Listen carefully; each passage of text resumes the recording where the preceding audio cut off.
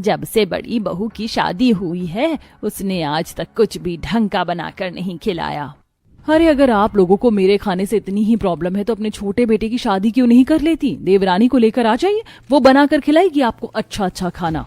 वैसे इसमें गलत तो कोई बात नहीं है। केशव की भी अब शादी की उम्र हो ही गई है। मेरी नजर में एक लड़की है, साधारण है, अच्छे परिवार से है। बोलो तो बात आगे बढ़ाऊं। अरे शुभ काम में देरी कैसी, ये भी कोई पूछने वाली बात है। आप बात चलाइए। बाकी केशव बेटा तुझे कोई दिक्कत तो नहीं है ना? मुझे कोई दिक्कत नहीं है, आप लोगों को जैसा ठीक लगे। 2 से 4 दिन बाद केशव को देखने लड़की वाले आते हैं और गायत्री का आलीशान घर देखकर लड़की वाले शादी के लिए हाँ कर देते हैं। मुझे आपका लड़का केशव बहुत पसंद है। आप जल्दी से शादी का कोई अच्छा सा मुहूर्त निकाल कर बता दीजिएगा। ठीक है सुमित्रा, मैं तुम्हें बता दूंगी। चलो अब मुंह मीठा करो। खुशी खुशी अब सुमित्रा अपनी बेटी कोमल की शादी की बात करके वहां से चली आती है। उसी रात गायत्री खाना खाते वक्त, अब देखना, अब मेरी छोटी बहू आएगी ना, उससे अच्छे अच्छे पकवान बनाकर खाऊंगी। आज ये बोरिंग खाने का मेरा लास्ट दिन है। हाँ माँ, छोटी भाभी आएंगी तो उनके हाथ से ना हम बहुत सारे पकवान बनवाएंगे और खाएंगे। चलो बढ़िया है, कोई तो आ रहा है इस घर में जो ढंग का खाना बनाकर खिलाए। और खैर मैं तो जेठानी हूँ, मैं तो अच्छा खासा हुक्म जताऊंगी अपनी देवरानी के ऊपर। कोमल के आने से पहले उसके ससुराल वालों ने उसके लिए सारे काम सोच रखे थे। ऐसे ही कुछ समय बीतता है और पूरे विधि विधान के साथ कोमल और केशव की शादी हो जाती है।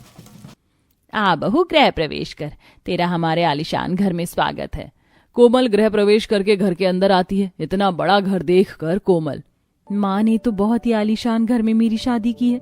यहाँ तो अच्छे खासे नौकर चाकर भी होंगे। लगता है मेरे अच्छे दिन शुरू हो गए हैं। किन ख्यालों में खो गई है बहू रानी? जा आराम कर ले, तू थक गई होगी। कल सुबह फिर जल्दी भी उठना है तुझे अपनी पहली रसोई के लिए। जी माँ जी।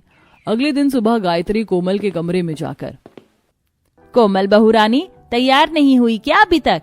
आज तेरी पहली रसोई है, चल कुछ खाने का बना ले। पर माँ जी, खाना तो नौकरानी बनाएगी ना। बहू, नौकरों को तो मैंने तेरे आने से पहले ही निकाल दिया था। वे लोग ठीक से काम नहीं करते थे, इसीलिए मैंने सबको निकाल दिया। चलो बहुत बातें हो गई, अब रसोई में जाकर अपनी पहली रसोई शुरू कर दो। इतनी सारी लोगों का खाना मैं अकेले कैसे बनाऊंगी? ये भगवान, ये मेरी सासू माँ ने नौकरों को क्यों निकाल दिया? चल बहू, क्या सोचने लगी? हाँ हाँ माँ जी, चलते हैं। कोमल अब घबराती हुई रसोई में आती है और अपनी पहली रसोई का खाना बनाना शुरू करती है कि तभी गायत्री कोमल से कहती है, देख बहू, औरों के किचन में बनता होगा पहली रसोई में खीर पूरी साधारण सा खाना, पर मैं ये साधारण से खाना से तेरी पहली रसोई नहीं करवाऊंगी। इसीलिए तू एक काम कर, अपने ससुर के लिए शाही पनीर, नंद के लिए दाल मखनी, पाव भाजी और अपनी जेठ जेठानी के लिए मलाई चाप और मिश्री रोटी बना ले।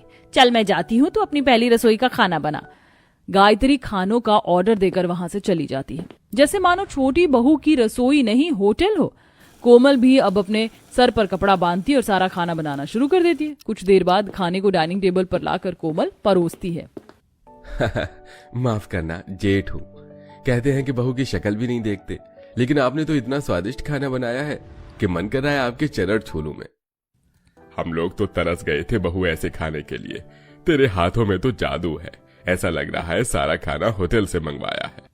कोमल अपने कमर से साड़ी का आंचल झटकते हुए कहती है, हाँ हाँ, अच्छा तो लगेगा ही, क्योंकि एक होटल के शेफ के जितना काम भी तो करवाया है। क्या सोच रही हो कोमल? इतनी दूर क्यों खड़ी हो? आओ, तुमने इतना स्वादिष्ट खाना बनाया है, तुम भी तो खाओ इसको।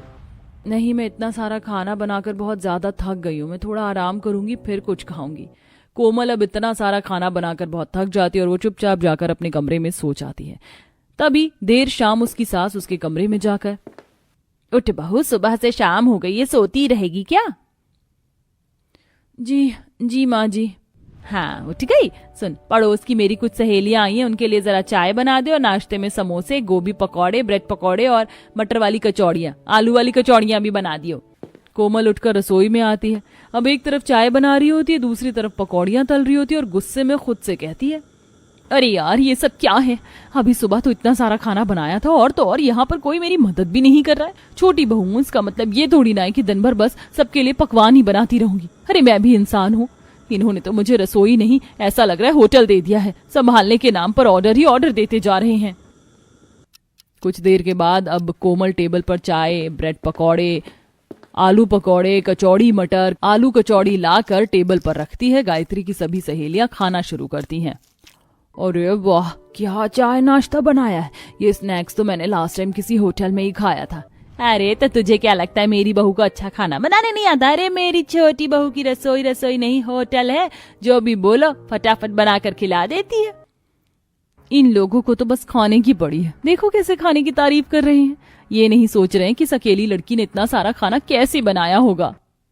ऐसे ही समय गुजरता है। अब आए दिन कोमल के ससुराल वाले उससे ढेर सारा पकवान बनवाया करते थे। कोमल अब परेशान हो गई थी। अगले दिन सुबह, कोमल बहू, आज ना सुबह के नाश्ते में ना 5 तरह का चीला बना ले। बेसन का चीला, आटे का चीला, सूजी का चीला और उसके साथ टमाटर की चटनी, धनिया की चटनी, पुदीने की चटनी, लहसुन की चटनी बना ले। ठीक है, आज हम लोग नाश्ते में चीला ही खाएंगे। ठीक है माँ जी, मैं बना देती हूँ। आज फिर छोटी बहू कोमल को एक होटल जितना ऑर्डर मिल चुका था। अब कोमल रसोई में और 5 से 6 तरह के चीले और 5 से 6 तरह की चटनियां बना रही थी। हे भगवान, आज फिर ये 6 तरह के चीले और 6 तरह की चटनी बनाने को बोल दिया। अब मैं कैसे बनाऊंगी इतना सारा? कोई मेरी मदद भी नहीं करता। कोमल अब टेबल पर आटे, सूजी, बेसन का चीला और टमाटर, लहसुन, पुदीना, धनिया की चटनी को सर्व करती है। सभी लोग खाना खाते हैं। मजा आ गया भाभी, आपने तो बहुत ही स्वादिष्ट चीला बनाया है। आज से पहले हमें ये चीला किसी ने नहीं खिलाया था, इतना स्वादिष्ट। रूपा की बातें सुनकर ही कोमल का गुस्सा 7वें आसमान पर पहुंच गया था और वह अपना गुस्सा बरसाते हुए अपनी नंद से कहती है, नंद जी, खाना तो मैं स्वादिष्ट बना रही हूँ, पर कभी एक दिन आकर किचन में मेरी मदद भी कर दिया करो। मैं अकेले ही लगी रहती हूँ। छोटी बहू हूँ तो बस सब ऑर्डर ही देते हैं। जेठानी जी भी एक बार झांकने भी नहीं आती हैं। ऐसे कैसे बोल रही है तू मेरी बेटी से? और तुझे लेकर क्यों आए हैं? हाँ, ताकि तू हमें अच्छा अच्छा खाना बनाकर खिला सके। और छोटी है तू, ऐसे जवान कैसे लड़ा रही है? अपनी सास की बातें सुनकर कोमल फिर चुप हो जाती है और वहां से चली जाती है। ऐसे ही कुछ वक्त गुजरता है और एक शाम कोमल से मिलने उसकी माँ आती है। माँ, आप आइए ना, बैठिए, मैं अभी आपके लिए चाय नाश्ता लेकर आती हूँ। अपनी माँ के लिए प्लेट में चाय नाश्ता लेकर आती है। सुमित्रा खुशी खुशी चाय नाश्ता कर रही होती है कि तभी रिया अपनी 4-5 सहेलियों को लेकर घर आ जाती है। भाभी, ये देखो मेरी सहेलियां आई हैं और आज रात का डिनर यहीं करके जाएंगी। आप इनके लिए खाने में कटहल बिरयानी, मशरूम बिरयानी, पनीर बिरयानी और 3 तरह का रायता, खीरे का, बूंदी का और तड़के वाला रायता बना लेना। सुमित्रा ये सारी चीज देख रही होती है और उसको ये सब अजीब भी लगता है, लेकिन वह कुछ नहीं बोलती। कोमल भी चुपचाप जाकर रसोई में सबके लिए खाना बनाने लगती है और कुछ देर बाद आकर खाना टेबल पर परोसती है।